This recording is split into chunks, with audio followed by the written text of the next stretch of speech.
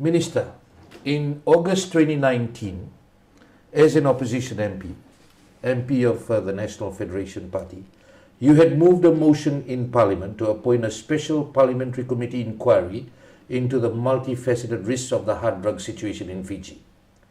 That was defeated. The government of the time, led by, of course, Fiji First and Voringe Bainimarama, they said an inquiry is not needed. They fought hard from the government side, they had the numbers. And on the same day, you were assaulted outside the Parliament complex by the then Prime Minister. The question I want to ask you, why were you pushing so hard from that time to have an inquiry? Well, it was for a number of reasons. The reason why not only I, but particularly the National Federation Party had worked so hard to try and get Parliament to be involved in that process so as to assist the government in their efforts to contain, at the time, the ever-growing drug situation in Fiji. We had realized then that, and particularly around 2019, that's when the public discussions on the effects of drug and its availability on the street was actually very, very rife.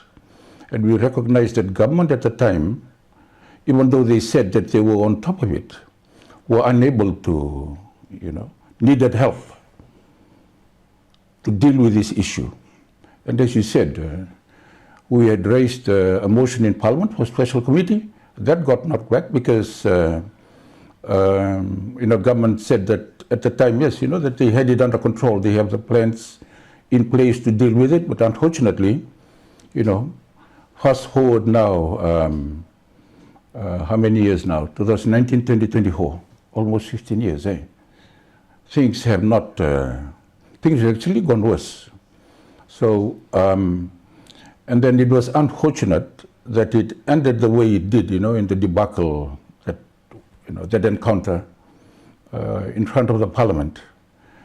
By extension, I considered as something that, reflected the hardness, to want to deal with this issue, to the extent that, that they had, the Prime Minister at the time had to do what he did to make his point that that he objected to, to the motion that was, defeated in the House.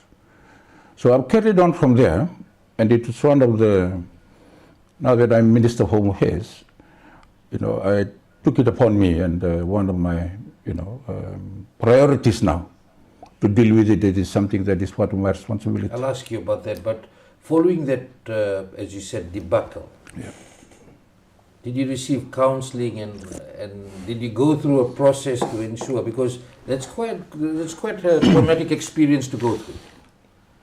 Well, I think I've been through a worse situation. I did not receive any counsel per se. Maybe that was my fault because I kind of thought that I'd got over it. And it was serious, mind you, for that to happen to a member of Parliament, and for it to be, to be the action, something done by the Prime Minister is actually quite mind-boggling in a way, isn't it? But I think in my own way, I recovered from it. And I think for now I can say that I've moved on from it. I mean, I've made my point, and things have developed from then on. I actually have no ill feeling, no ill will about that. And I think it's time to move on and just get on with the work that I have to do.